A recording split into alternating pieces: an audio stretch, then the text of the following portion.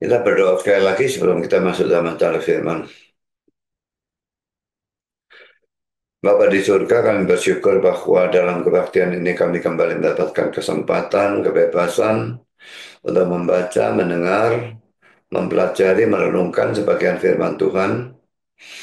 Kami mohon supaya Engkau hadir baik di sini, di gereja, maupun di manapun ada jemaat yang mengikuti kebaktian yang melalui YouTube Live. Dan Tuhan, sekali lagi kami mohon ampun atas segala dosa kami, supaya jangan ada dosa menjadi penghalang di dalam acara firman ini, sehingga berkat Tuhan gagal mencapai kami. Tuhan, kami titipkan hamba mudah menyampaikan firman, berikan dia kekuatan jasmani, pikiran, suara, berikan pengurapan, berikan kata-kata, berikan apapun yang dia butuhkan, supaya seluruh firman dan Injil bisa disampaikan dengan baik, dengan benar, dan dengan sejelas-jelasnya.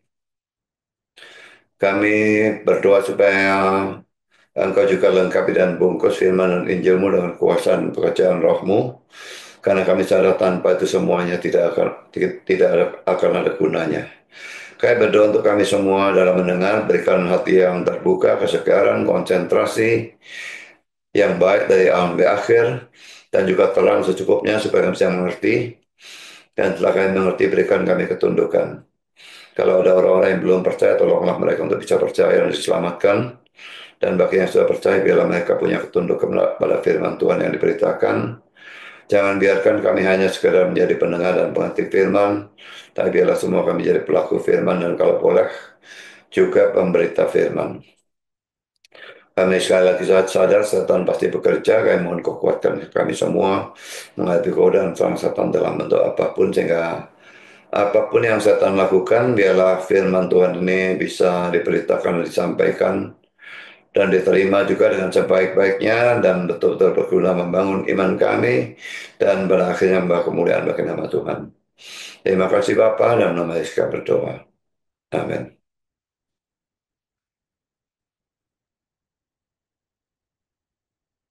Kita masih membahas eksposisi kisah para rasul ya.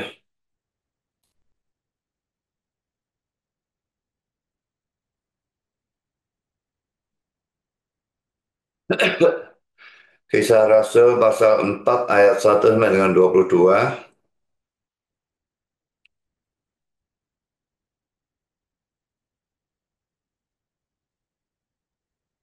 Kita akan bacakan seluruhnya ya. Ketika Petrus dan Yohanes sedang berbicara kepada orang banyak, mereka tiba-tiba didatangi imam-imam dan kepala pengawal bait Allah serta orang-orang Saduki. Orang-orang itu sangat marah karena mereka mengajar orang banyak dan memberitakan bahwa dalam Yesus ada kebangkitan dari antara orang mati. Ingat ya, orang Saduki ini tidak percaya kebangkitan orang mati ya. Jadi kematian itu akhir dari segala-galanya.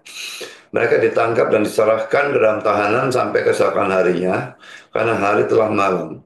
Tapi di antara orang yang mendengar ajaran itu, banyak yang menjadi percaya sehingga jumlah mereka menjadi kira-kira 5.000 orang laki-laki. Kalau dalam kisah Rasul pasal 2 itu 3.000, sekarang naik jadi 5.000 ya. Pada keesokan harinya, pemimpin-pemimpin Yahudi serta tua-tua dan ahli-ahli Taurat mengadakan sidang di Yerusalem dengan imam besar Hanas dan Kayafas, Yohanes dan Alexander, dan semua orang lain yang termasuk keturunan imam besar. Lalu Petrus dan Yohanes dihadapkan pada sidang itu dan mulai diperiksa dengan pertanyaan ini. Dengan kuasa manakah atau dalam nama siapakah kamu bertindak demikian itu? Maka jawab Petrus penuh dengan Roh Kudus, hai pemimpin-pemimpin umat dan tua-tua, jika kami sekarang harus diperiksa karena suatu kebajikan kepada seorang sakit, dan harus menerangkan dengan kuasa manakah orang itu disembuhkan, maka ketahuilah oleh kamu sekalian bahwa oleh seluruh umat Israel, bahwa dalam nama Yesus Kristus orang Nazaret yang telah kamu salibkan, tetapi yang telah dibangkitkan Allah dari antara orang mati, bahwa oleh karena Yesus itulah orang ini berdiri dengan sehat sekarang di hadapan kamu, di depan kamu. Yesus adalah batu yang dibuang oleh tukang-tukang bangunan, yaitu kamu sendiri, namun ia telah menjadi batu penjuru. Dan keselamatan tidak ada di dalam siapapun juga selain di dalam Dia. Sebab di bawah kolong langit ini tidak ada nama lain yang diberikan kepada manusia yang olehnya kita dapat diselamatkan.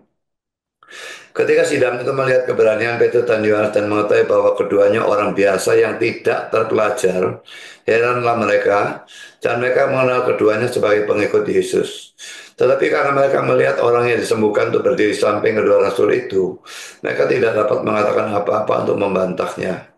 Dan setelah mereka menyuruh rasul-rasul untuk meninggalkan ruang sidang, berundinglah mereka dan berkata, tindakan apakah yang harus kita ambil terhadap orang-orang ini? Sebab telah nyata pada semua penduduk Yerusalem bahwa mereka telah mengadakan suatu mukjizat yang menyolok dan kita tidak dapat menyangkalnya. Tapi supaya hal itu jangan makin meluas tersiar di antara orang banyak, baiklah kita mengancam dan melarang mereka supaya mereka jangan berbicara lagi dengan siapapun dalam nama itu. Dan setelah keduanya disuruh masuk, mereka diperintahkan supaya sama sekali jangan berbicara atau mengajar lagi dalam nama Yesus. Tapi Petrus dan Yohanes menjawab mereka, silakan kamu putuskan sendiri. Manakah yang benar di hadapan Allah? Taat kepada kamu atau taat kepada Allah? Coba tidak mungkin bagi kami untuk tidak berkata-kata tentang apa yang telah kami lihat dan yang telah kami dengar. Mereka semakin keras mengancam rasul-rasul itu, tapi akhirnya melepaskan mereka juga sebab sidang tidak melihat jalan untuk menghukum mereka karena takut akan orang banyak yang memuliakan nama Allah berhubung dengan apa yang telah terjadi. Sebab orang yang disembuhkan oleh mujizat itu sudah lebih dari 40 tahun umurnya.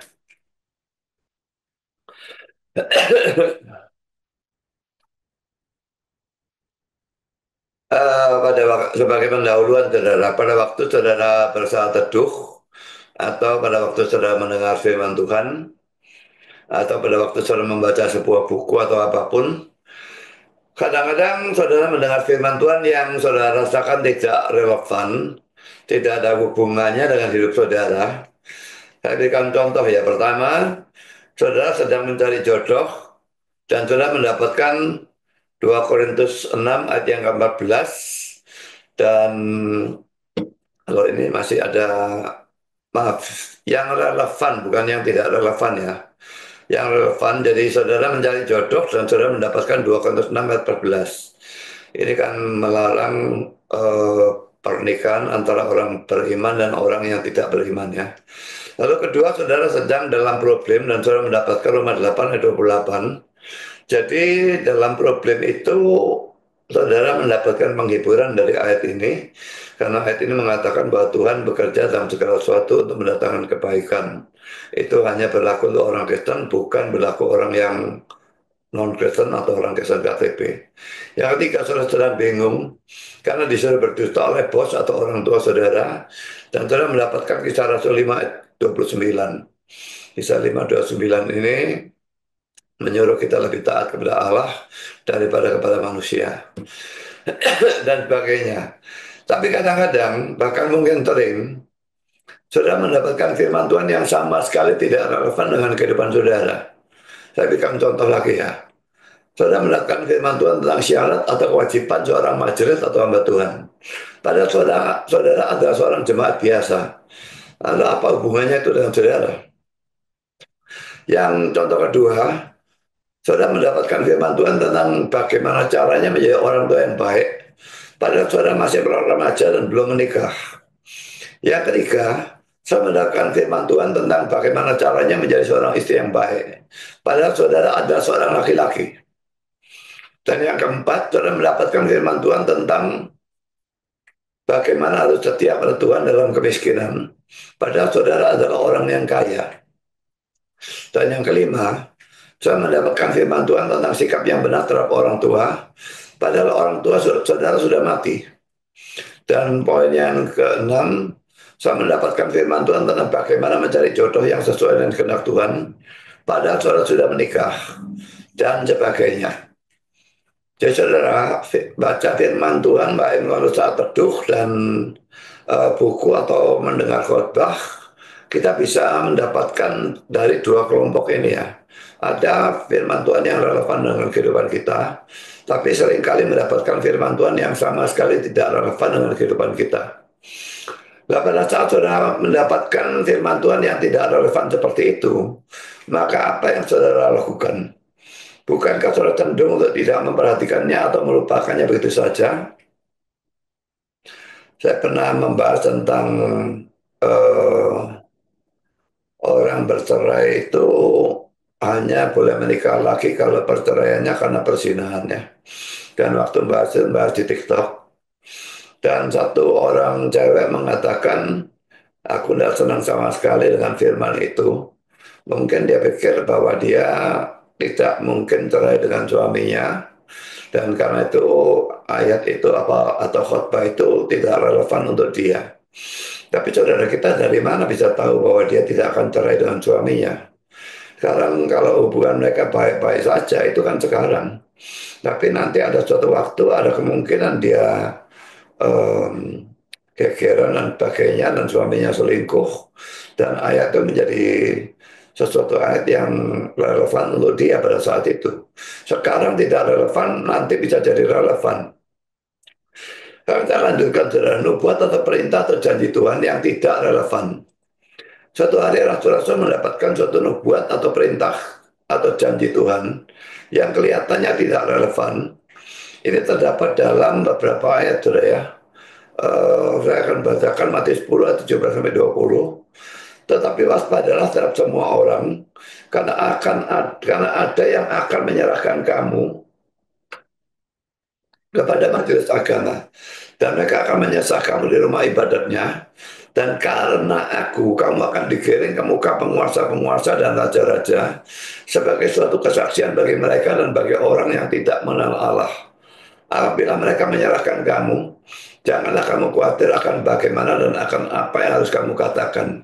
Karena semuanya itu akan dikaruniakan kepadamu pada saat itu juga. Dan bukan kamu yang berkata-kata, melainkan Roh Bapamu, Dia yang akan berkata-kata di dalam kamu. Saudara, ini dalam Matius 10, jadi masih jauh dari penyaliban Kristus dan sebagainya. Jadi mereka bersama dengan Kristus, mereka terlindung oleh Kristus sehingga tidak bisa ditangkap dan sebagainya. Jadi kata-kata ini tidak relevan pada saat itu ya. Sekarang kita lihat di dalam Markus 13 ayat 19. Tetapi kamu ini hati-hatilah. Kamu akan diserahkan kepada majelis agama dan kamu akan dipukul di rumah ibadat. Dan kamu akan dihadapkan ke muka penguasa-penguasa dan raja-raja karena aku. Sebagai kesaksian bagi mereka. Tapi Injil harus diberitakan lebih dahulu kepada mereka, kepada semua bangsa.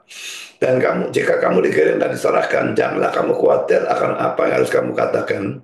Tapi katakanlah apa yang dikaruniakan kepadamu pada saat itu juga. Sebab bukan kamu yang berkata-kata melainkan Roh Kudus. Ini bagian paralel dari Matius 10 tadi ya. Sekarang Lukas 12 ini juga paralelnya. Lukas 12 dan 12. Apabila orang menghadapkan kamu kepada majelis-majelis atau kepada pemerintah-pemerintah dan penguasa-penguasa, janganlah kamu khawatir bagaimana dan apa yang harus kamu katakan untuk membela dirimu. Sebab pada saat itu juga Roh Kudus akan mengajar kamu apa yang harus kamu katakan. Ya, semuanya tidak relevan karena mereka aman bersama Yesus pada saat itu. Sekarang kita lanjutkan dengan Lukas 21 ayat 12 sampai 15. Tapi sebelum semuanya itu, kamu akan ditangkap dan dianiaya, kamu akan diserahkan ke rumah-rumah ibadah dan penjara-penjara, dan kamu akan dihadapkan kepada raja-raja dan penguasa-penguasa oleh karena namaku. Hal ini akan menjadi kesempatan bagimu untuk bersaksi, sebab itu tetap karena dalam hatimu, supaya kamu jangan memikirkan lebih dulu pembelaanmu. Sebab aku sendiri akan memberikan kepadamu kata-kata hikmat, sehingga kamu tidak dapat ditentang atau dibantah lawan-lawanmu. Kalau tadi dikatakan Roh Kudus akan memberikan kata-kata, di sini Yesus berkata, aku sendiri. Ini tidak boleh diartikan Roh Kudus sama dengan Yesus ya. Kalau diartikan seperti itu kita jadi oneness atau Jesus only, dan ajaran itu ajaran bidat ya. Saudara, tapi semua ayat-ayat ini tidak relevan pada saat itu, karena mereka sedang bersama Yesus, tidak sedang menghadapi persidangan atau akan menghadapi persidangan. Tetapi itu ada perintah atau janji seperti itu. Jadi ada dua perintah ya. Pertama, larangan jangan khawatir atau takut. Dan kedua, beritakanlah Injil pada saat itu. Lukas 21 ayat 13. Dan ada dua janji. Pertama, mereka akan diberi kata-kata oleh Tuhan atau Roh Kudus. Dan kedua, poin, tidak akan ada yang bisa membantah mereka. Sekarang kita masuk dalam poin yang kedua. Nubuat Yesus itu menjadi kenyataan. Dalam Kisah Rasul 3, yang sudah kita pelajari pada kali yang lalu. Petrus berkhotbah dan lalu apa yang terjadi dalam kisah lalu apa yang terjadi dalam kisah 4. Pertama saudara mereka yaitu Petrus dan Yohanes didatangi oleh para tokoh agama Yahudi. Ini ada dalam ayat 1 dan ayat 2, kita baca sekali lagi. Ketika Petrus dan Yohanes sedang berbicara pada orang banyak, mereka tiba-tiba didatangi imam-imam dan kepala pengawal bait Allah serta orang-orang Saduki. Orang-orang itu sangat marah karena mereka mengajar orang banyak dan memberitakan bahwa dalam Yesus ada kebangkitan dari antara orang mati. Jadi saudara, poin A yang dikirim untuk mendatangi mereka adalah orang-orang top ya. Karena orang-orang dalam kalangan agama Yahudi menganggap pemberitaan Injil sebagai dosa yang sangat serius. Poin B, orang-orang yang mendatangi itu marah. Kita lihat itu dalam ayat 2 tadi ya. Ini perlu kita bandingkan dengan kisah Rasul 2 ya, ayat 47 yang mengatakan bahwa orang Kristen disukai oleh semua orang. Kita masih ingat khotbah itu? Ya, kalau tidak ingat coba bisa lihat kembali atau makalahnya atau videonya. Jadi saudara, pada waktu itu dikatakan mereka disukai oleh semua orang. Jelas bahwa kata semua itu tidak mungkin dimutlakan. Orang Kristen yang betul-betul mau hidup sesuai dengan kehendak Tuhan, memang tidak mungkin bisa disukai oleh semua orang. Bahkan dibenci oleh mayoritas orang. Makin saudara menjadi Kristen yang Injili, makin saudara menjadi Kristen yang Alkitabiah, dan makin banyak saudara berani memberitakan Injil dan firman Tuhan, makin banyak saudara dibenci oleh orang. Kita lihat itu di dalam Yohanes pasal 15 ayat 18 sampai 21 atau 2 Timotius 3 ayat 12. Kita akan baca ya. Yohanes 15 ayat 18 sampai 21. Jika dunia membenci kamu, dunia di sini orang yang non Kristen ya. Ingatlah bahwa ia telah lebih dahulu membenci aku daripada kamu. Sekiranya kamu dari dunia, sekiranya kamu sama-sama tidak Kristennya dengan mereka gitu ya.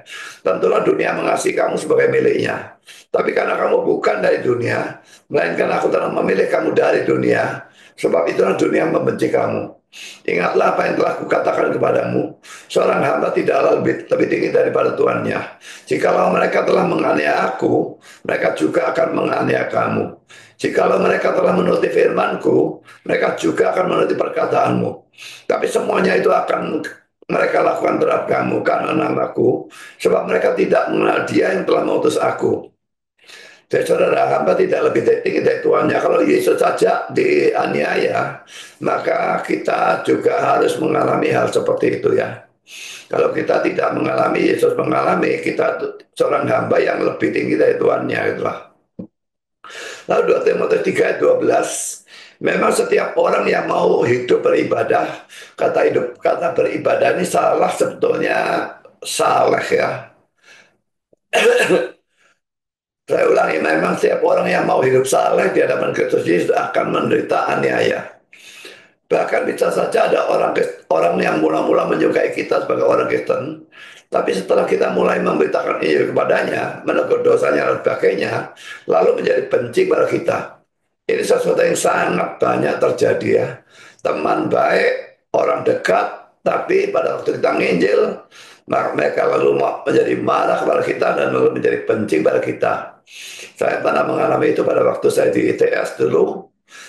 Itu teman baik saya injili, tapi dia mengatakan dia seorang ateis dan dia ngamuk, cuma dia tidak berani ngamuk, menunjukkan ngamuknya pada saya. Dia tahu saya latihan tinju, dia tidak berani apa-apa. Tapi dia ngomong pada teman-teman saya yang lain dan mengatakan, aku tak bentak aja sama aku. Tapi tidak berani bentak ya, cuma ngomong doang. Saudara, jadi orang yang tidak percaya lalu diinjili itu seringkali ngamuk. Dan ini sebetulnya sesuatu yang bodoh ya. Mereka sebetulnya mestinya melihat motivasi kita dalam memberitakan Injil itu kan tujuan kita itu supaya mereka diselamatkan. Saya pernah diinjili oleh seorang Muslim dalam suatu perdebatan. Ya, dalam perdebatan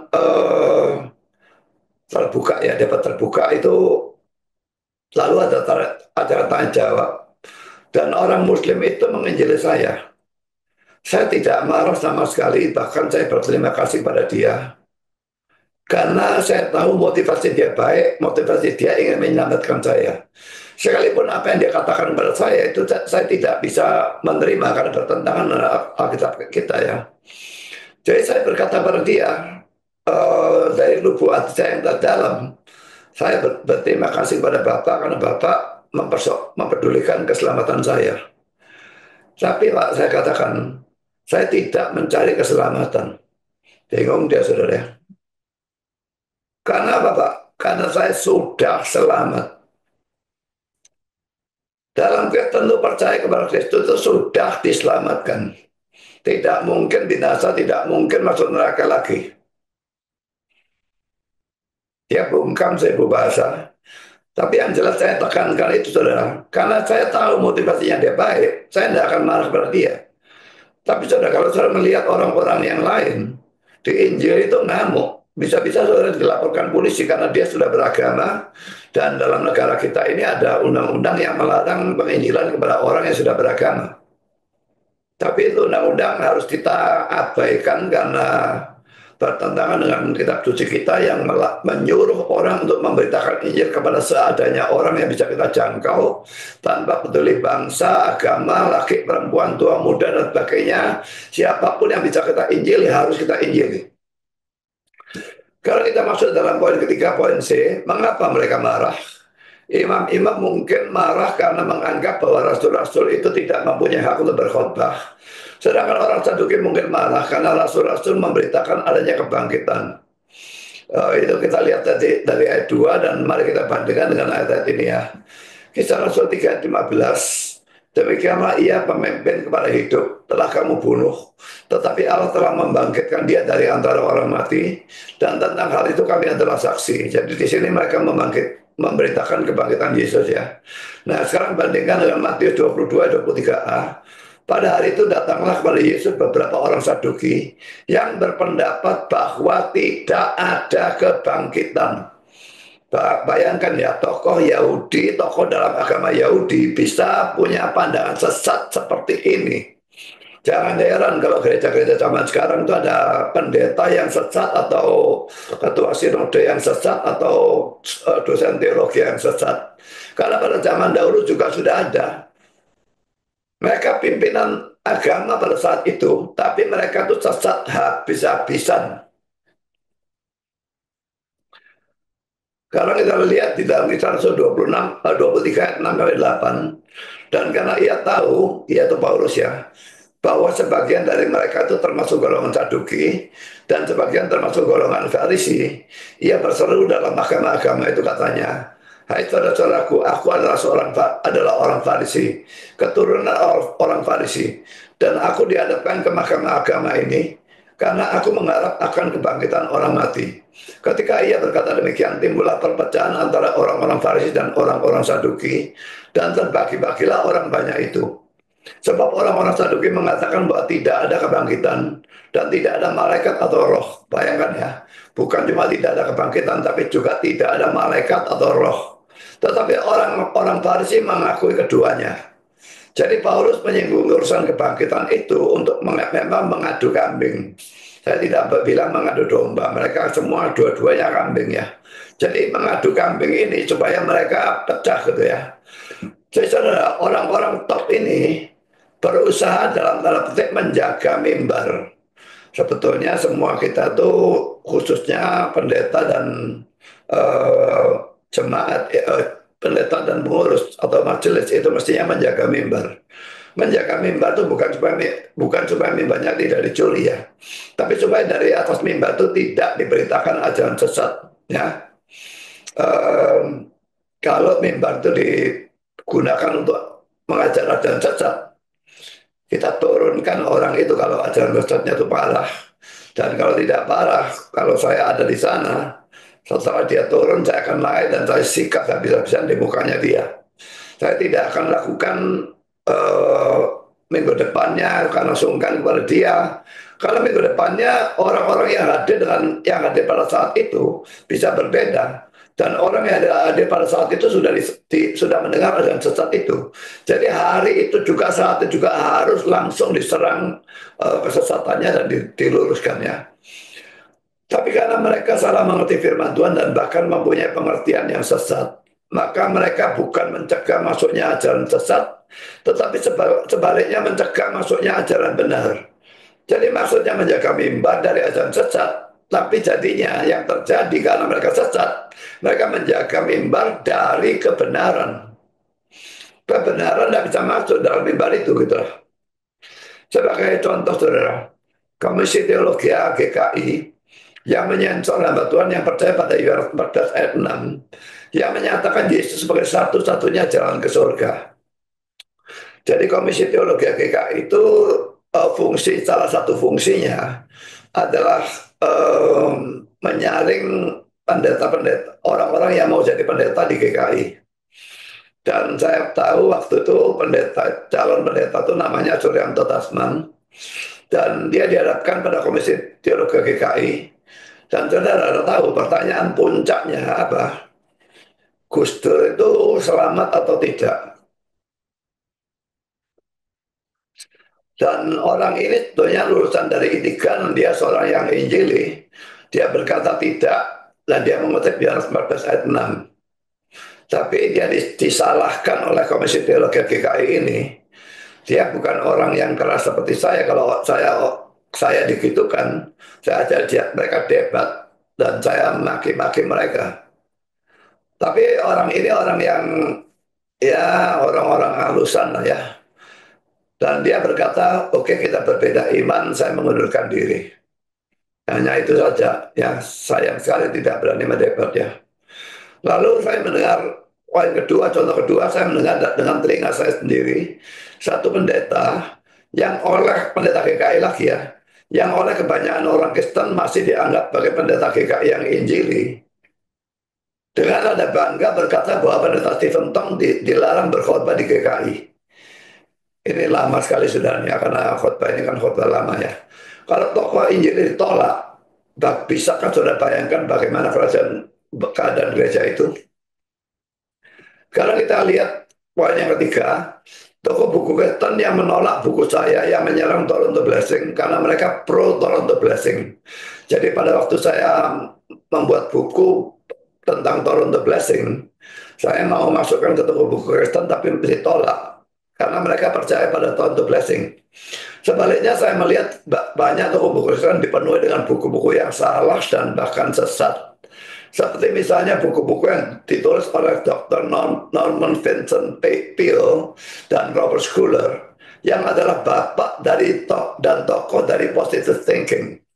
Positive thinking ini bukan ajaran yang mengatakan kita harus berpikir secara positif, ada bencana atau ada apa, berpikir secara positif. Bukan itu, saudara ya. Tapi positive thinking ini ajaran sesat yang biasanya dianut oleh karismatik ya. Tidak semua karismatik, tapi pada umumnya karismatik seperti itulah. Sebagai penerapan, sebetulnya semua orang Kristen harus banyak belajar firman Tuhan. Tetapi lebih-lebih lagi orang Kristen yang melayani. Dan lebih-lebih lagi orang Kristen yang berfungsi sebagai penjaga mimbar. Kalau saudara berfungsi sebagai penjaga mimbar, saudara harus banyak belajar firman Tuhan. Rajin datang dalam pemahaman Alkitab. Belajar buku rohani dan sebagainya. Contoh penjaga mimbar, yang jelas pendeta dan penginjil itu penjaga mimbar sebetulnya ya.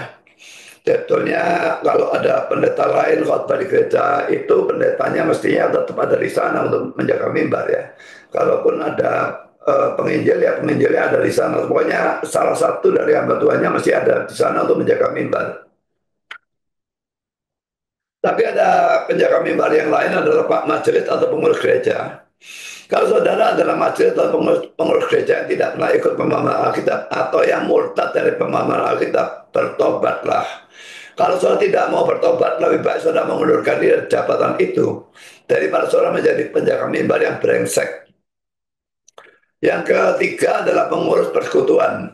Ya, saya tidak bicara tentang gereja sekarang, tapi pengurus persekutuan ya.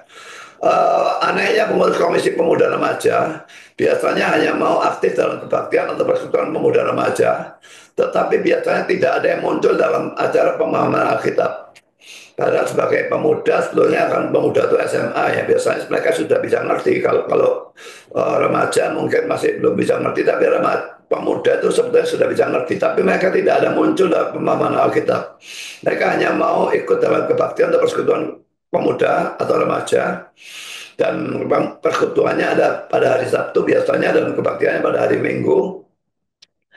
Mungkin karena hanya ingin berteman saja dan sebagainya, tetapi bukan maksudnya untuk belajar firman. Lalu poin D, pemilih atau pimpinan toko buku Kristen dan garis miring atau orang yang ditugaskan untuk menyensor buku-buku yang jual di toko itu. Tugas ini tidak bisa dicerahkan kepada sembarang orang, tetapi kepada orang yang mengerti firman Tuhan dengan benar dan yang rajin belajar firman Tuhan. Buku saya itu saat dimasukkan toko buku Kristen, saya eh, saya sudah kirim surat ke toko buku Kristen dengan bukunya dan sebagainya, ditolak semua. Karena apa, saudara? Karena buku saya dianggap terlalu sukar dan orang senang buku yang gampang. Jadi mereka orientasinya itu duit. Kalau buku itu tidak bisa laris, mereka rugi. Tapi sebaliknya kalau buku itu laris, tidak peduli buku itu tidak karu-karuan isinya, mereka tetap untung. Jadi yang penting untung ruginya, dan bukan membangun iman orang lain, buku itu bagus atau tidak bagus, mereka tidak peduli itu. Dan ini sesuatu yang sangat-sangat buruk. Tapi itulah toko-toko buku Kristen di Indonesia pada saat ini. Pada saat itu sampai sekarang saya yakin seperti itu ya. Poin kedua, saudara, mereka Petrus dan Yohanes itu ditangkap dan ditahan. Kita lihat dalam ayat 3. Mereka ditangkap dan diserahkan ke dalam tahanan sampai keesokan harinya karena hari telah malam. Poin A, saudara, kalau ada satu pelayanan yang paling mudah menyebabkan orang Kristen menderita, maka itu adalah pelayanan pemberitaan Injil. Karena itu kalau dalam hidup saudara relatif tidak banyak penderitaan, itu mungkin sekali karena saudara jarang atau bahkan tidak pernah memberitakan Injil. Tapi ini suatu perintah yang diharuskan oleh Tuhan ya. Kalau tidak melakukan, saudara itu hidup dalam dosa sebetulnya. Kelihatannya dengan ditangkap dan dipenjarakannya rasul-rasul, maka habislah lewat kekristenan atau gereja pada saat itu. Tetapi benar betul karena demikian, perhatikan ayat 4 sekarang. Tetapi di antara orang yang mendengar ajaran itu, banyak yang menjadi percaya sehingga jumlah mereka menjadi kira-kira 5.000 orang laki-laki. Kita melihat bahwa pertumbuhan gereja pada awal itu sangat cepat ya. Khotbah itu satu kali itu mempertobatkan 3.000. Sekarang Petrus khotbah lagi dan mendapatkan tambahan 2.000 menjadi 5.000 orang ya. Rasul-rasul itu boleh saja dibelenggu, tapi firman Tuhan tidak bisa dibelenggu. Bandingkan dengan Filipi 1 ayat 12-14, kita akan baca sekalipun ini Rasul Petrus ya, Rasul Paulus ya. Aku mengendapi saudara-saudara supaya kamu tahu bahwa apa yang terjadi atasku ini, apa yang terjadi atasku ini, dia di penjara ya, justru telah menyebabkan kemajuan Injil, sehingga telah jelas bagi seluruh istana dan semua orang lain bahwa aku dipenjarakan karena Kristus. Dan kebanyakan saudara dalam Tuhan telah beroleh kepercayaan karena pemenjaraanku, untuk bertambah berani dengan berkata-kata tentang firman Allah dengan tidak takut. Jadi kebanyakan orang, kalau ada orang Kristen yang dipenjarakan karena sesuatu pelanggaran, mereka jadi takut untuk melakukan hal yang sama. Tapi di sini terjadi kebalikannya. Paulus dipenjarakan karena memberitakan Injil. Malah kebanyakan, memang tidak semua, tapi kebanyakan saudara atau orang Kristen dalam Tuhan telah beroleh kepercayaan karena pembenjaraanku, untuk bertambah berani berkata-kata tentang firman Tuhan dan firman Allah dengan tidak takut. Jadi mayoritas itu bertambah berani dalam memberitakan firman Allah. Tapi sebagian kecil memang bertambah takut ya. Lalu mereka tidak memberitakan Injil lagi karena mereka takut dipenjarakan. Kalau kira-kira ini terjadi pada diri kita, saudara termasuk yang mana? Yang mayoritas itu atau yang minoritas? Orang Kristen pada saat itu karena banyaknya penganiayaan, itu sebetulnya bagus untuk gereja. Karena orang yang Kristen KTP tidak akan pergi ke gereja karena mereka takut dianiaya. Tapi orang Kristen yang sungguh-sungguh, mereka akan tetap pergi ke gereja, tidak peduli dianiaya. Jadi saudara, kekristenan itu menjadi murni atau lebih murni setidaknya dari orang-orang Kristen KTP, dan itu sesuatu yang sangat bagus. Kalau itu kan ada orang Kristen yang mualaf dari Islam atau dari agama lain atau apapun, apakah saya sedih? Tidak. Kalau mereka mualaf kita kehilangan kambing. Tidak ada masalah, saudara. Orang yang mualaf itu pasti orang Kristen KTP. Karena orang Kristen yang sejati tidak mungkin murtad. Bahwa mereka bisa murtad membuktikan bahwa mereka bukan domba tapi kambing. Kita kehilangan kambing, apa ruginya? Kambing itu dalam gereja itu bahkan mengacau ya. Kalau misalnya dalam rapat lalu ada kambing yang ikut, kambing ini akan mengusulkan hal-hal yang tidak karu-karuan. Maunya piknik, maunya senang-senang, maunya makan-makan, maunya apa. Pokoknya dia tidak senang dengan acara-acara rohani, pemberitaan firman, atau mengadakan seminar, atau mengadakan camp, atau retreat. Tapi dia senangnya hal-hal yang duniawi. Jadi saudara, kalau kita kehilangan kambing itu tidak usah sedih. Kita mesti senang karena kambingnya hilang. Dan kambing yang tadinya tidak terlihat sebagai kambing, tapi terlihat sebagai domba. Dengan dia hilang, kita tahu, oh ini kambing sekarang. Lalu kita masuk dalam poin yang ketiga. Mereka atau Petrus dan Yohanes diadili dalam ayat 5 dan ayat 7. Pada keesokan harinya pemimpin-pemimpin Yahudi serta tua-tua dan ahli-ahli Taurat mengadakan sidang di Yerusalem dengan imam besar Hanas dan Kayafas, Yohanes dan Alexander dan semua orang lain yang termasuk keturunan imam besar. Lalu Petrus dan Yohanes dihadapkan kepada sidang itu dan mulai diperiksa dengan pertanyaan ini. Dengan kuasa manakah atau dalam nama siapakah kamu bertindak demikian itu? Dari ayat 1 dan 2 kelihatannya mereka ditangkap karena memberitakan Injil atau kebangkitan. Tapi dari ayat 5 sampai dengan 7 dan dari jawaban Petrus dalam ayat 8 sampai dengan ayat 10, kelihatannya mereka ditanyai karena penyembuhan orang lumpuh itu.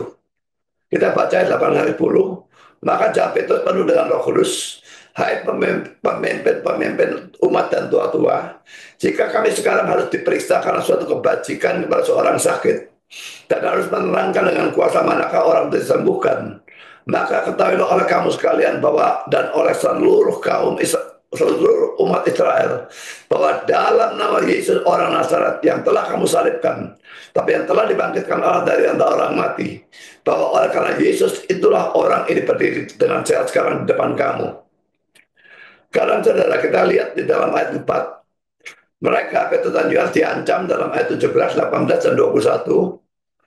Tetapi supaya hal itu jangan makin luas tersiar di antara orang banyak, baiklah kita mengancam dan melarang mereka, supaya mereka jangan berbicara lagi dengan siapapun dalam nama itu. Dan setelah keduanya disuruh masuk, mereka diperintahkan supaya sama sekali jangan berbicara atau mengajar lagi dalam nama Yesus. Ayat 21, mereka semakin keras mengancam rasul-rasul itu, tapi akhirnya melepaskan mereka juga sebab sidang tidak melihat jalan untuk menghukum mereka. Karena takut akan orang banyak yang memuliakan nama Allah berhubung dengan apa yang telah terjadi. Kalau saudara-saudara memberitakan Injil dan lalu diancam, jangan terlalu heran. Itu sudah biasa terjadi sejak abad pertama ya. Apalagi di negara kita ini sekarang ada undang-undangnya yang melarang kita menginjil pada orang yang sudah punya agama. Maka ini bisa bukan cuma diancam, tapi bisa ditangkap dan saudara bisa dipenjarakan. Dengan terjadinya semua ini, nubuat atau perintah atau janji Yesus yang tadinya kelihatan tidak relevan, sekarang menjadi relevan. Jadi ini yang saya tekankan di dalam seluruh khotbah ini ya. Tadi tidak relevan, sekarang jadi relevan. Sekarang saya lanjutkan dengan sikap atau tindakan Petrus. Pertama, saudara, Petrus tidak takut. Poin A, bacalah sekali lagi jawaban Petrus dalam ayat 8 dan 12. Maka jawab Petrus penuh dengan Roh Kudus, karena kepenuhan Roh Kudus ini membuat dia tidak takut ya. Hai pemimpin-pemimpin umat dan tua-tua, jika kami sekarang harus diperiksa karena suatu kebajikan pada seorang sakit, dan harus menerangkan dengan kuasa manakah orang itu disembuhkan, maka ketahuilah oleh kamu sekalian dan oleh seluruh umat Israel bahwa dalam nama Yesus Kristus orang Nazaret yang telah kamu salibkan, tapi yang telah dibangkitkan Allah dari antara orang mati, bahwa oleh karena Yesus itulah orang ini berdiri dengan sehat sekarang di depan kamu. Yesus adalah batu yang dibuang oleh tukang-tukang bangunan, yaitu kamu sendiri. Namun dia telah menjadi batu penjuru. Dan keselamatan tidak ada di dalam siapapun juga selain dalam dia. Sebab di bawah kolong langit ini tidak ada nama lain yang diberikan kepada manusia yang olehnya kita dapat diselamatkan. Saudara, mungkin perlu diadakan penjelasan tentang ayat 11 dan 12 ini ya. Jadi ayat 11 ini Yesus batu yang dibuang oleh tukang-tukang bangunan ya. Jadi ini tentu saja bukan hurufiah ya. tapi semacam simbolis ya. Dianggap batu yang tidak berharga dibuang, tapi dia justru digunakan oleh Tuhan menjadi batu penjuru. Batu penjuru itu bagian fondasi yang paling penting dari suatu bangunan. Jadi tanpa itu bangunan itu akan mudah roboh ya. Lalu ayat 12-nya, dan keselamatan tidak ada dalam siapapun juga selain dalam Dia. Dan kalau dilihat konteksnya, Dia itu jelas adalah Yesus ya. Sebab di bawah kolong langit ini tidak ada nama lain yang diberikan kepada manusia yang olehnya kita dapat diselamatkan. Jadi saudara, Yesus itu jelas adalah satu-satunya jalan ke surga. Jalan ke surga itu tidak bisa dengan berbuat baik, tidak bisa dengan percaya Maria atau orang-orang kudus, tidak bisa percaya dengan selamat dengan iman dan perbuatan baik, tapi hanya dengan iman kepada Kristus sebagai Tuhan dan Juru Selamat. Jadi jangan percaya kepada Yesus hanya sebagai dokter, pelaku mujizat, memberi kekayaan dan sebagainya. Itu bukan percaya. Itu bukan saving faith, itu bukan iman yang menyelamatkan. Saudara percaya kepada Dia sebagai Tuhan dan Juru Selamat saudara, yang menggantikan saudara memikul hukuman dosa saudara pada waktu Dia terpanjang di atas kayu salib. Sebetulnya seluruh kehidupan Dia penuh dengan penderitaan, itu semua ikut menanggung menanggung hukuman dosa kita ya. Tapi puncaknya memang pada sekitar salib, pencambukan, penyalipan, dan kematian dan sebagainya. Sekarang saudara kita lihat dalam teks ini tadi, apakah ada pesan takut? Sama sekali tidak. Jadi ini Petrus yang berbeda dengan Petrus yang dulu menyangkal Yesus 3 kali. Karena dia sekarang sudah mempunyai Roh Kudus dan dia dipenuhi dengan Roh Kudus pada saat ini. Yang dulu itu menyangkal 3 kali, dia belum menerima Roh Kudus, makanya dia takut ya. Sekarang poin B ayat 13 mengatakan ketika sidang melihat keberanian Petrus dan Yohanes, ya perhatikan keberanian. Jadi dia tidak takut jelas ya. Lalu poin C, pada waktu dilarang memberitakan Injil dalam ayat 18, Petrus juga tidak menunjukkan rasa takut dan ia menjawab dalam ayat 19 dan 20. Kita baca 19 dan 20. Tetapi Petrus dan Yohanes menjawab mereka, silakan kamu putuskan sendiri manakah yang benar di hadapan Allah. Taat kepada Allah atau taat kepada kamu atau taat kepada Allah.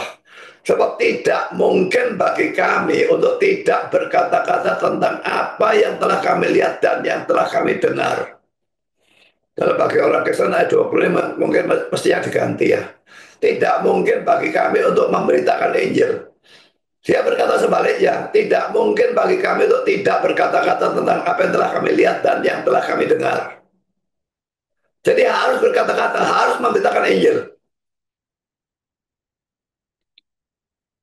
Sekarang kita bahas ayat 19 dan 20 ini, kita masuk dalam nomor 1 ayat 19. Petrus sendiri tentu sudah memutuskan untuk lebih mentaati Allah daripada manusia. Tapi untuk menyerang mereka, ia berkata, silakan kamu putuskan sendiri mana yang benar di hadapan Allah. Taat pada kamu atau taat pada Allah. Ini nanti ada lagi dalam Kisah Rasul 5 ayat 29 ya. Tapi sekarang kita membahas pasal 4. Nggak usah bicarakan yang pasal 5, toh nanti kita akan sampai di sana. Ayat 20 yang kedua ini, Petrus mengatakan cepat tidak mungkin bagi kami untuk tidak berkata-kata tentang apa yang telah kami lihat dan yang telah kami dengar. Kalau ada banyak orang Kristen bisa tidak memberitakan Injil, mungkin sekali penyebabnya adalah memang mereka belum mengalami pertemuan dengan Yesus atau belum percaya pada Yesus.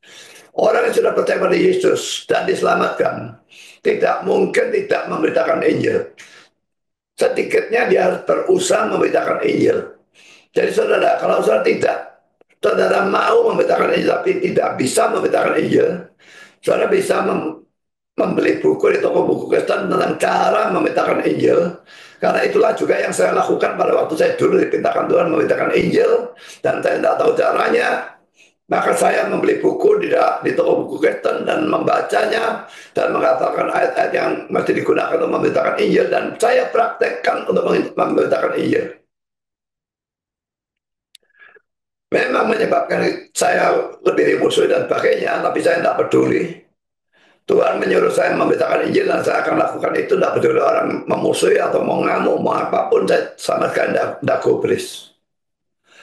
Kalau saudara kita masuk dalam poin B, Juga perhatikan ayat 21. Ayat 21 mereka semakin keras mengancam rasul-rasul itu, tapi akhirnya melepaskan mereka juga. Sebab sidang tidak melihat jalan untuk menghukum mereka, karena takut akan orang banyak yang memuliakan Allah berhubung dengan apa yang telah terjadi. Orang lumpuh bisa disembuhkan, ini lumpuh dari lahir ya. Tapi langsung bisa lompat-lompat dan sebagainya. Jadi ini sesuatu mukjizat yang luar biasa. Jadi tetap diancam pun Petrus tetap tidak takut. Apa saudara menganggap sikap ini sebagai sikap yang ekstrim? Dan karenanya tidak boleh ditiru pada zaman ini. Perlu diingat ya, bahwa orang Yahudi mungkin kali mempunyai sifat religius dan fanatisme yang paling hebat di seluruh dunia. Tetapi menghadapi orang-orang seperti itu, Petrus toh berani bersikap seperti itu. Sangat memungkinkan dia dibunuh, tapi dia tidak peduli, dia tidak takut. Mengapa Petrus bisa tidak takut? Tidak lain karena dia percaya dan taat pada perintah dan janji Tuhan Yesus yang tadinya tidak relevan itu. Petrus percaya bahwa Tuhan Yesus pasti menepati janjinya dan Tuhan Yesus memang menepati janjinya. Ini terlihat dari poin ayat 8. Maka jawab Petrus penuh dengan Roh Kudus. Roh Kudus memenuhi Petrus untuk memimpin Petrus dalam berbicara. Kalau melihat sikap dan kata-kata Petrus tadi, saya berpendapat bahwa itu adalah sikap yang ekstrim. Nah, maka ingatlah bahwa Petrus bersikap atau berkata seperti itu pada saat dia dipenuhi dan dipimpin oleh Roh Kudus.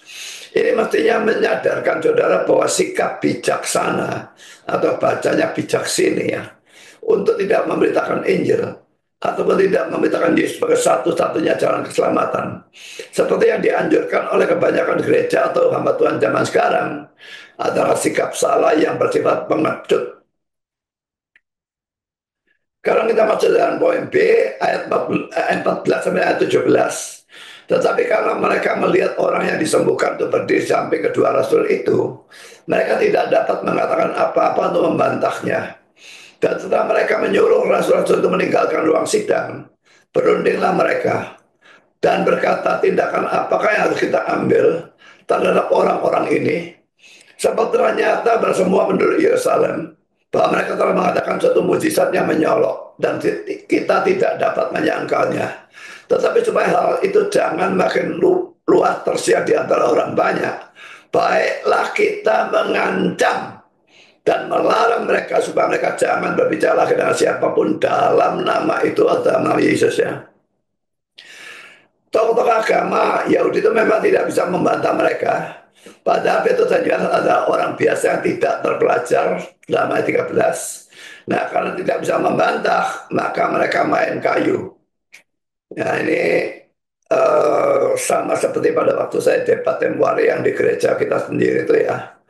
Dan saya mengatakan orang Islam itu, saya mendengar dari teman-teman murtadin saya, bahwa orang Islam itu masuk surga, tapi harus melewati neraka dulu dan sebagainya.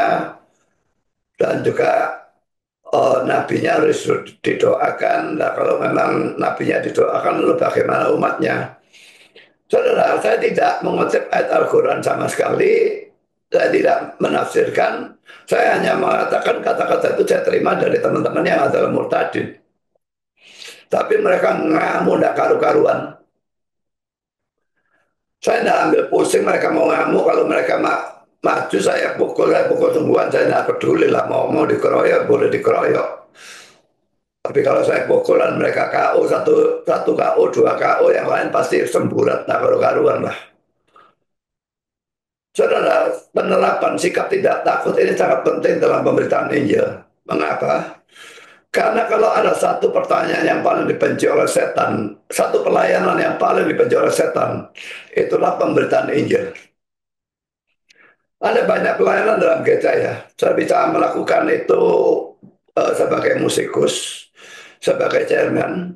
Ya, sebetulnya chairman itu bisa memberitakan Injil. Dan karena itu chairman itu saya anjurkan pilih lagu-lagu yang Injili. Dan dengan kata-kata saudara, jelaskan penginjilan yang ada di dalam lagu itu. Maka saudara menginjil juga. Jadi saudara, kalau ada satu pelayanan yang paling dipenjara setan, itulah pemberitaan Injil. Saya jadi musikus, tidak akan terlalu dipenjara Tuhan. Saya jadi guru sekolah minggu, kalau saudara tidak memberitakan Injil, saudara tidak akan dipenjara setan. Kalau saudara juga melakukan jadi gentleman dan tidak memintakan Injil, saudara juga tidak dipenjara setan. Jadi sebenarnya pelayanan apapun jadi majelis dan pakainya pokoknya tidak memintakan Injil, saudara tidak akan dipenjara setan. Mengapa orang yang paling banyak memintakan Injil itu dipenjara setan? Karena melalui pemberitaan Injil itu, anak setan bisa bertobat dan menjadi anak Allah. Jadi kasarnya dalam pemberitaan Injil itu kita itu menghasut anak-anak setan itu supaya mengkhianati bapaknya dan bertobat dan menjadi percaya kepada Kristus dan menjadi anak Allah. Karena itu setan selalu mengarahkan anak-anaknya untuk mengejek, membenci, menyerang, mengancam, menangkap, menganiaya,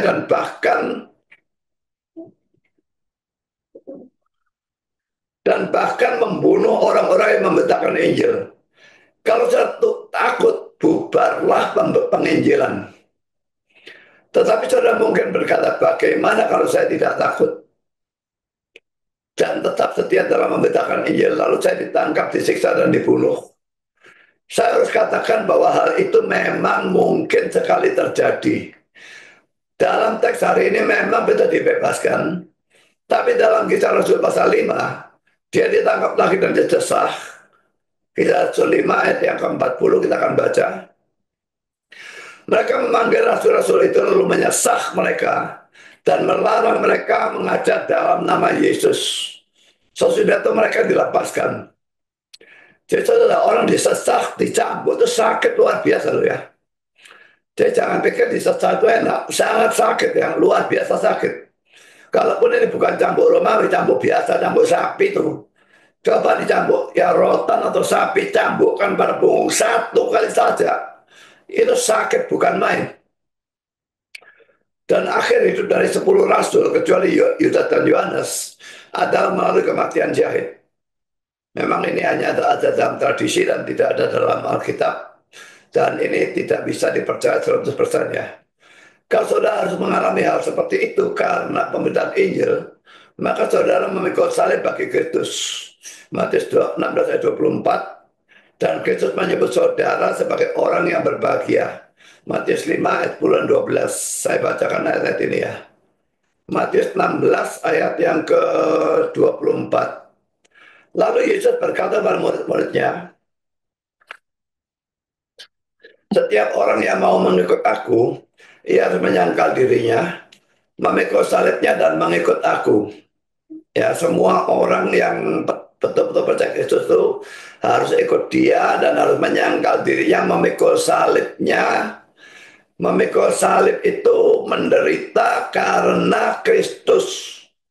Kalau saudara menderita karena saudara nyolong atau menjadi maling, itu bukan memikul salib saudara, itu menderita karena dosa saudara. Tapi kalau karena saudara memberitakan Injil, karena saudara menjadi orang Kristen, saudara dianiaya dan sebagainya, itu memikul salib. Saudara harus mau, karena ayat sebelumnya dikatakan saudara harus menyangkal diri. Menyangkal diri itu memilih yang tidak enak tetapi benar ya. Kita bisa punya dua pilihan. Enak tapi salah, atau tidak enak, menyakitkan tapi benar. Nah, menyangkal diri itu tidak memilih yang menyenangkan diri kita. Kita memilih yang menyenangkan Tuhan, bukan yang menyenangkan diri kita. Tidak peduli kita harus menderita. Sekarang saya baca Matius 5 ayat 10-12. Berbahagialah orang yang dianiaya oleh sebab kebenaran, karena mereka lah yang mempunyai kerajaan surga. Berbahagialah aku jika karena aku kamu dicela dan dianiaya dan kepadamu difitnahkan segala yang jahat. Bersukacita dan bergembiralah, karena upahmu besar di sorga. Sebab demikian juga telah dianiaya nabi-nabi yang sebelum kamu. Nabi-nabi semua itu percaya kepada Yesus melalui simbol-simbol, tipologi, nubuat-nubuat. Mereka tetap adalah orang yang percaya kepada Kristus. Kristus yang akan datang. Percaya kepada nubuatnya, dia akan percaya pada Kristusnya. Percaya pada tipologinya, dia akan percaya pada Kristusnya. Percaya kepada simbol-simbolnya, dia nggak percaya pada Kristusnya. Tapi kita sekarang percaya kepada Kristus yang sudah datang. Tidak ada lagi tipologi dan simbol-simbol dan sebagainya. Kita percaya langsung pada Kristusnya. Jadi saudara, ayat ini mengatakan berbahagialah orang yang dianiaya oleh sebab kebenaran. Karena mereka lah yang punya kerajaan surga. Berbahagialah kamu jika karena aku, perhatikan ya, kata-kata karena aku ini perlu ditekankan ya, itu tadi muncul bolak-balik ya. Karena kalau kita menderita bukan karena Kristus, kita menderita karena dosa kita, atau menderita karena hal-hal yang lain, maka kita tidak bisa dikatakan berbahagia. Berbahagialah ini hanya kalau kita itu menderita atau dicela dan dianiaya karena Kristus. Bersukacita dan bergembiralah karena upahmu besar di sorga. Sebab demikian juga dianiaya nabi-nabi yang sebelum kamu. Karena kita masuk dalam poin yang kedua, Petrus memberitakan Injil. Pertama poin A, saudara, mula-mula ia menjelaskan kepada mereka tentang kesembuhan itu. Petrus berkata bahwa Yesuslah yang menyembuhkan. Kita baca dalam ayat 8 sampai dengan ayat 10. Maka jawab Petrus penuh dengan Roh Kudus, hai pemimpin-pemimpin umat dan tua-tua, jika kami sekarang harus diperiksa karena suatu kebajikan kepada seorang yang sakit dan harus menerangkan dengan kuasa manakah orang itu disembuhkan, maka ketahuilah oleh kamu sekalian dan oleh seluruh umat Israel bahwa dalam nama Yesus Kristus orang Nazaret yang telah kamu salibkan, tapi yang telah dibangkitkan Allah dari orang mati, bahwa oleh karena Yesus itulah orang ini berdiri dengan sekarang di depan kamu. Tetapi secara berbeda dengan kebanyakan orang karismatik dan Pentakosta zaman sekarang, yang kalau memberitakan Injil hanya berbicara tentang kemampuan Yesus dalam menyembuhkan orang sakit atau memberikan kekayaan dan sebagainya, teologi kemakmuran itu ya. Petrus melanjutkan dengan berbicara tentang kematian dan kebangkitan Yesus di dalam ayat 10b. Dan inilah penginjilan yang benar, membahas kematiannya maupun kebangkitannya. Sekalipun memang kematiannya ditekankan, tetapi kebangkitannya juga harus ditekankan, juga sedikitnya harus diberitakan ya. Mari kita bandingkan dengan 1 Korintus 15 ayat 3 dan 4, ini kata-kata dari Paulus. Sebab yang sangat penting telah kusampaikan kepadamu, yaitu apa yang telah kuterima sendiri. Jadi kalau saudara sendiri belum menerima, ya tidak usah nyampaikan kepada orang lain, tidak usah nginjil. Pertama saudara menerima Injil itu untuk diri saudara sendiri, baru saudara memberitakan Injil kepada orang lain. Kalau saudara sendiri belum menerima saudara Injil, lalu orang tanyalah, kamu yakin selamat? Lalu aku belum terima Injil kok. Lalu kenapa menginjili aku? Saya lanjutkan ya, ialah bahwa Kristus telah mati karena dosa-dosa kita, sesuai dengan kitab suci, bahwa ia telah dikuburkan dan bahwa ia telah dibangkitkan pada hari yang ketiga sesuai dengan kitab suci. Jadi Paulus di sini berbicara tentang kematian Kristus, lalu penguburan Kristus dan kebangkitan Kristus pada hari yang ketiga. Ini dikatakan Injil ya. Ini disebut sebagai Injil. Saya lanjutkan dalam poin B ya. Petrus melanjutkan dengan ayat yang ke-11. Ayat 11 mengatakan Yesus adalah batu yang dibuang oleh tukang-tukang bangunan, yaitu kamu sendiri, namun ia telah menjadi batu penjuru. Tadi saya jelaskan secara singkat, sekarang saya jelaskan lebih mendetail ya. Ini adalah satu kutipan dari Mazmur 118 ayat 22. Nanti kita bandingkan juga dengan Matius 21 ayat 42 dan Lukas 20 ayat yang ke-17. Tapi pertama kita baca Mazmurnya dulu. Mazmur 118 ayat 22. Batu yang dibuang oleh tukang-tukang bangunan telah menjadi batu penjuru. Jujur ini suatu nubuat yang dikenapi dalam diri Kristus ya.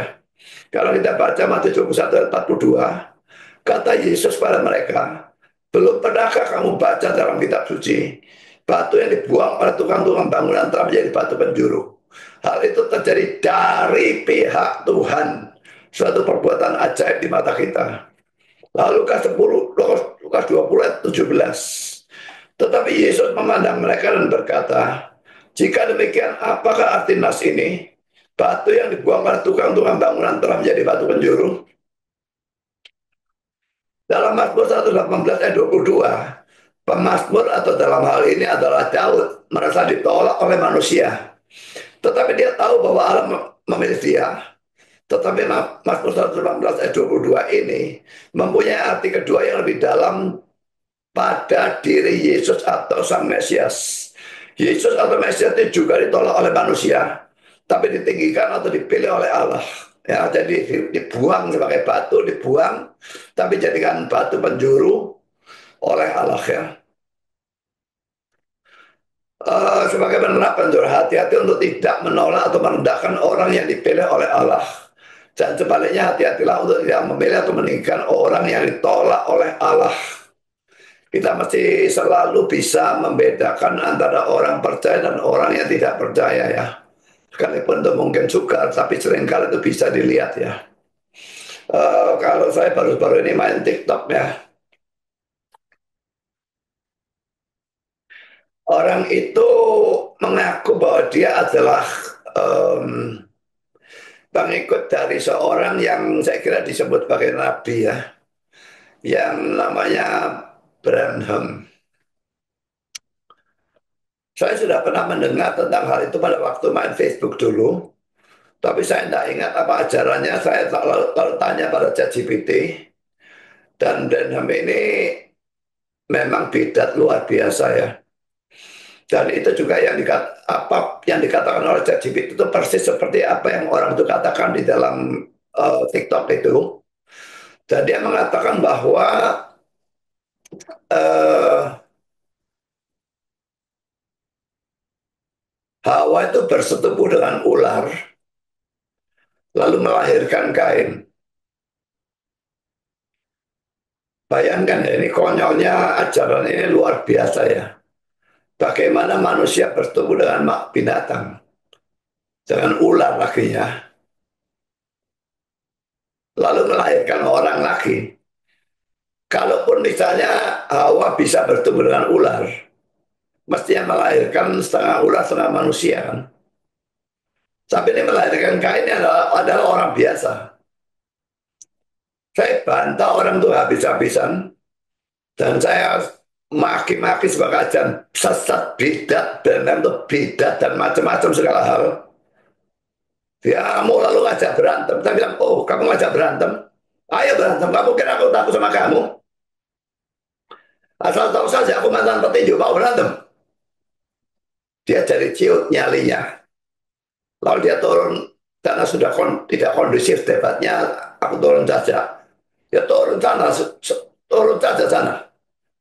Dan saya bilang kepada hostnya ya, yang pemilik Komal itu, jangan naikkan orang-orang yang sesat seperti ini. Kalau naik ini blacklist mestinya. Kalau dia naik Komalmu, ini orang-orang disesatkan semua, lalu bagaimana tanggung jawab loh. Jadi saudara, hati-hati untuk tidak menolak atau merendahkan orang yang dipilih oleh Allah. Kalau memang itu nabi asli, kita tidak boleh menolak, tidak boleh merendahkan. Tapi sebaliknya kalau orang itu nabi palsu, tidak pernah ada perintah di dalam Alkitab kita harus menghormati nabi palsu. Tidak pernah ada perintah dalam Alkitab kita harus uh, bersikap sopan atau ramah terhadap nabi palsu. Saya selalu kalau saya tahu orang itu nabi palsu, pertama saya peringatkan baik-baik. Tapi kalau tetap ngeyel, saya gunakan kata-kata keras, bahkan kata-kata kasar. Bidat dan sebagainya saya gunakan. Seperti yang terjadi pada waktu main TikTok itu, Katolik-Katolik itu mereka yang membedakan kita dulu. Jadi kita semua yang Protestan itu banyak sekali yang balas. Mereka sebut kita prosetan. Protestan diplesetkan jadi prosetan.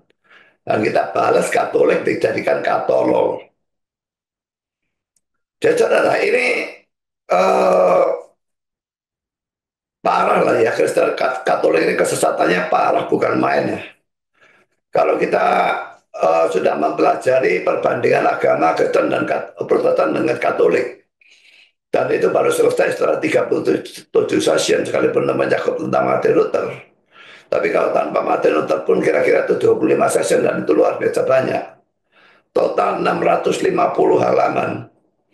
Kalau saudara masih belum tahu perbedaan Katolik dan Protestan, atau baca makalahnya, saudara bisa minta pada saya akan berikan. Atau saudara nonton videonya. Itu ada di YouTube saya, Jana Budi Asali. Jadi cara perbedaan Katolik dan Protestan ini luar biasa banyaknya. Dan saya tidak habis pikir bagaimana agama bisa sesesat itu ya. Saya mending debat dengan orang Islam daripada debat dengan Katolik ya. Karena mereka juga tidak peduli ayat Alkitab. Mereka pakai tradisi mereka ini itu. Dan kalaupun mereka pakai Alkitab, tafsiran mereka itu hancur-hancuran tidak karu-karuan. Mereka percaya selamat karena iman dan perbuatan. Itu sudah sesat ya. Karena Efesus 2 ayat 8 dan 9, saya akan tunjukkan ya. Ini mungkin ayat yang terkuat dalam Alkitab yang menunjukkan bahwa selamat itu hanya karena iman ya. Bukan iman dan perbuatan.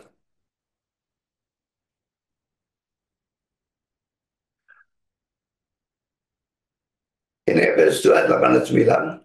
Sebab karena kasih karunia kamu diselamatkan oleh iman. Tidak dikatakan oleh perbuatan. Tidak dikatakan oleh iman dan perbuatan.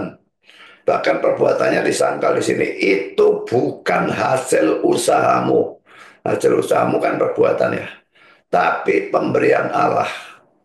Itu bukan hasil pekerjaanmu. Apa bedanya kata-kata ini dengan kata-kata yang ini tadi? Itu bukan hasil usahamu dan itu bukan hasil pekerjaanmu, itu sama. Tapi Paulus ingin menekankan, maka dia menggunakan kata-kata yang berbeda tetapi yang artinya sama. Bahwa perbuatan itu tidak pernah punya andil untuk menyelamatkan kita. Kalau dia masih tambahkan, jangan ada orang yang memegahkan diri. Kalau perbuatan itu bisa punya andil untuk menyelamatkan, saya kalau sudah selamat, saya bisa bermegah lah. Karena saya selamat, dia ada selamat, berarti saya lebih banyak berbuat baik daripada dia. Mestinya saya bisa bermegah. Bahwa di sini dikatakan jangan ada orang yang memegahkan diri. Jelas berarti bahwa perbuatan itu sama sekali tidak punya andil dalam keselamatan. Tapi itulah yang diajarkan oleh gereja Katolik. Mereka percaya selamat karena iman dan perbuatan. Itu saja sudah sesat. Ayat ini mengatakan kamu diselamatkan oleh iman. Mau percaya Alkitab yang adalah firman Tuhan atau ajaran-ajaran Katolik yang sama sekali tidak berdasar, ajaran Romo-Romo yang sama sekali tidak berdasar, bahkan ajaran Paus yang juga sama sekali tidak berdasar. Paus itu barusan itu melegalisir pernikahan LGBT ya.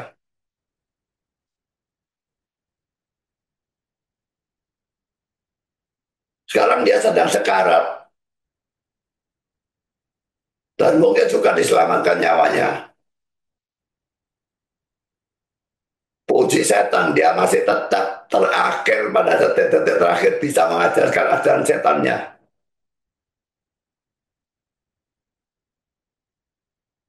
Dia kebalikan dari penjahat itu yang bertobat di sisi Yesus ya.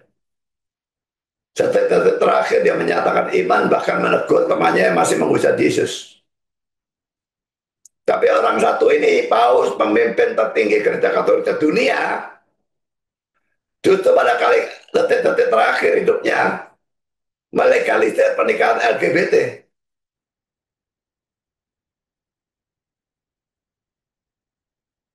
Paus atau tidak paus, saya yakin kalau dia mati dia masuk neraka. Semua orang yang percaya keselamatan karena iman dan perbuatan tidak mungkin masuk surga. Itu bukan percaya pada Kristus, tapi percaya sebagian pada Kristus, sebagian pada diri sendiri. Karena perbuatan ini kan perbuatan kita.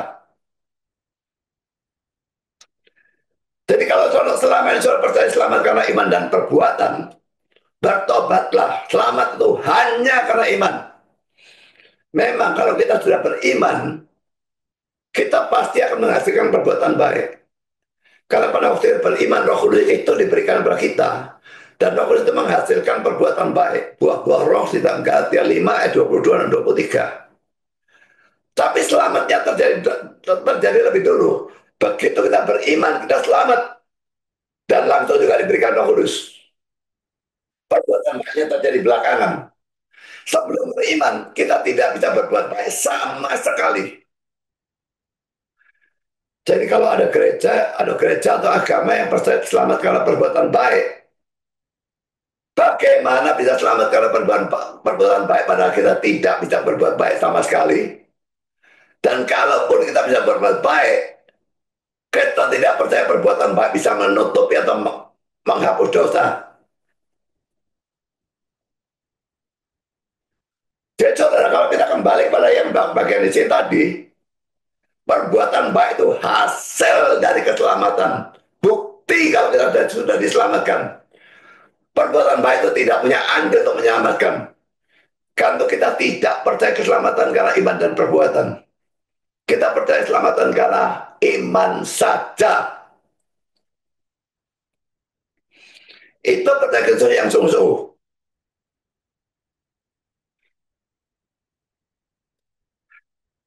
Kembali kepada bacaan kita ya. Atau maka kita hati-hati untuk tidak menolak kemerdekaan ini sudah kita bahas ya. Karena poin C, Petrus melanjutkan lagi dengan ayat 12 yang berbunyi, dan keselamatan tidak ada di dalam di dalam siapapun juga selain di dalam Dia itu Yesus. Sebab di bawah kolong langit ini tidak ada nama lain yang diberikan kepada manusia yang olehnya kita dapat diselamatkan. Di sini Petrus secara jelas atau tegas menyatakan Yesus sebagai satu-satunya jalan ke surga atau jalan keselamatan. Yesus bukan salah satu jalan, seakan-akan ada jalan lain. Seandainya ada jalan lain, dia nggak perlu datang dalam dunia lalu mati di atas kayu salib. Buat apa? Toh sudah ada jalan. Tapi dia tahu tidak ada jalan, maka dia datang dalam dunia mati di salib menebus dosa. Supaya ada satu-satunya jalan dengan percaya pada Kristus, orang bisa masuk surga. Kita bandingkan dengan Yohanes 14 ayat 6 dan 1 Yohanes 5 ayat 11 dan 12. Yohanes 14 ayat 6 kata Yesus kepadanya, Akulah jalan dan kebenaran dan hidup. Tidak ada seorang pun yang datang kepada Bapa kalau tidak melalui aku. Lalu 1 Yohanes 5 ayat 11 dan 12. Dan inilah kesaksian itu. Allah telah mengaruniakan hidup yang kekal pada kita. Dan hidup itu ada di dalam anaknya. Perhatikan ini ya, hidup itu ada di dalam anaknya. Karena itu barang siapa memiliki anak, ia memiliki hidup. Barang siapa tidak memiliki anak, ia tidak memiliki hidup. Ayat ini punya persamaan dengan kisah Rasul 4 ayat 12 tadi ya. Ini keselamatan tidak ada di dalam siapapun juga selain di dalam dia. Jadi kalau keselamatan ada di dalam Kristus, kita menolak Kristusnya, otomatis kita menolak keselamatannya. Dan kita kalau di sini dikatakan hidup itu ada di dalam anaknya, kita menolak anak atau Yesus, otomatis kita menolak hidup yang kekal itu. Dan kita menerima Yesus, kita otomatis menerima keselamatan atau hidup yang kekal itu. Karena keselamatan dan hidup kekal itu ada di dalam Yesus atau di dalam anak. Seorang penafsir bernama Ironside mengatakan, remember, it must be Christ or hell. And to neglect the one is to choose the other. Ingat, harus Kristus atau neraka. Dan mengabaikan yang satu berarti memilih yang lain. Setelah kita mati cuma ada dua tempat, saudara. Saya tidak percaya tempat penyucian atau api penyucian ataupun tempat penantian dan sebagainya. Saya percaya langsung manusia itu mati itu rohnya atau masuk surga atau masuk neraka tergantung dia beriman atau tidak beriman. Kalau orang lima mengatakan Kristus atau neraka. Soal percaya Kristus, soal masuk neraka. Dan soal masuk surga. Tak usah menolak Kristus. Pilihannya cuma Kristus atau neraka. Soal menolak Kristus, pasti masuk neraka. Dan tidak usah menolak, sudah di sini dikatakan mengabaikan, to neglect ya. Mengabaikan itu cuek saja. Di Injil cuek. Ya, ya, ya, ya, ya, tapi tidak gubris. Mengabaikan yang satu berarti memilih yang lain. Kalau saudara mengabaikan Kristus, saudara memilih neraka.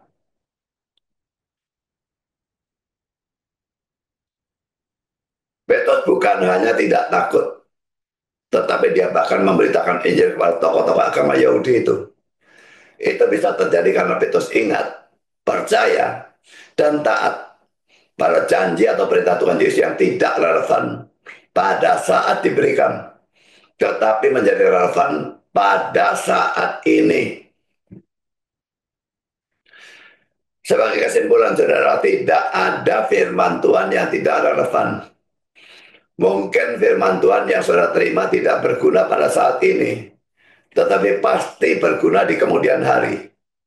Saya berikan contoh ya. Pertama, saudara mendengar atau membaca firman Tuhan tentang syarat tentang kewajiban seorang majelis atau hamba Tuhan. Padahal saudara adalah seorang jemaat biasa. Jadi tidak relevan. Tapi saudara nanti bisa jadi relevan. Karena saudara siapa tahu suatu hari saudara menjadi majelis atau hamba Tuhan. Atau saya bisa menggunakan firman Tuhan itu untuk membedakan mana majelis atau hamba Tuhan yang baik dan mana yang tidak baik. Atau menggunakannya untuk menasihati majelis atau hamba Tuhan yang salah. Jadi tidak ada firman Tuhan yang relevan. Semua firman Tuhan itu relevan. Bisa saat ini, bisa di kemudian hari. Poin kedua, saudara membaca atau mendengar firman Tuhan tentang bagaimana caranya menjadi orang tua yang baik pada saat masih remaja dan belum menikah. Jelas bahwa firman Tuhan bisa berguna dan menjadi relevan bagi saudara pada saat saudara menikah dan mempunyai anak. Kalaupun saudara akhirnya terus tidak menikah atau menikah tetapi tidak mempunyai anak, saya bisa menggunakan firman Tuhan itu untuk menasihati orang lain yang mempunyai anak dan menikah. Contoh yang ketiga, saya mendengar atau membaca firman Tuhan tentang bagaimana caranya menjadi seorang istri yang baik. Padahal saudara adalah seorang laki-laki. Ini tidak berarti nanti jadi homoseks itu ya. Firman Tuhan ini bisa berguna bagi saudara dalam mencari seorang istri yang baik. Kalau saudara belum beristri. Atau untuk menasihati wanita lain supaya menjadi istri yang baik. Poin yang keempat, saudara mendapatkan firman Tuhan tentang bagaimana harus setia kepada Tuhan dalam kemiskinan. Padahal saudara adalah orang kaya. Tetapi siapa yang tahu nasib saudara? Bagaimana kalau saudara bangkrut? Ingat tahun 98 itu banyak sekali orang bangkrut. Juga pada waktu terjadi COVID-19 banyak sekali orang bangkrut, restoran tutup dan sebagainya. Dan sekarang ini juga kita dalam masa ekonomi yang kacau balau tidak karu-karuan. Korupsinya Pertamina itu 1.000 triliun. Triliun itu satu dengan 12 nol ya. Tambah 1.000 berarti menjadi 15 nol. Kalau mau dikatakan dengan kata lain, 1.000 juta atau 1 juta miliar. Jadi cara kaya pun bisa bangkrut. Apalagi dalam masa seperti sekarang ini. Bukankah pada saat itu firman Tuhan itu lalu menjadi relevan? Kalau saudara bangkrut, kalau kalaupun saudara tidak bangkrut, saudara tetap bisa menggunakan firman Tuhan itu untuk menasihati orang Kristen yang miskin. Karena kita masuk dalam poin yang kelima, saya mendengar atau membaca firman Tuhan tentang sikap yang benar terhadap orang tua, padahal orang tua saudara sudah mati. Firman ini pun bisa tetap saudara gunakan dalam menasihati orang lain yang masih mempunyai orang tua. Atau saudara gunakan untuk mendidik anak saudara sehingga mereka mempunyai sikap benar, yang benar kepada saudara. Poin yang keenam, saudara mendengar atau membaca firman Tuhan tentang bagaimana mencari jodoh yang sesuai dengan kehendak Tuhan. Padahal saudara sudah menikah. Firman Tuhan ini juga saudara bisa pakai untuk menasihati orang-orang yang belum menikah. Atau siapa tahu nanti istri saudara meninggal, contoh cari istri lagi, maka itu menjadi relevan. Dari tidak relevan menjadi relevan untuk saudara sendiri. Jadi saudara, tidak ada firman Tuhan yang tidak relevan. Bisa tidak relevan pada saat sekarang, tapi akan relevan pada kemudian hari. Jadi mulai sekarang saudara, janganlah menganggap ada firman Tuhan yang tidak relevan sehingga boleh diabaikan. Perhatikan semua firman Tuhan dan simpan dalam hati saudara. Karena suatu hari pasti ada gunanya. Tuhan memberkati saudara. Amin.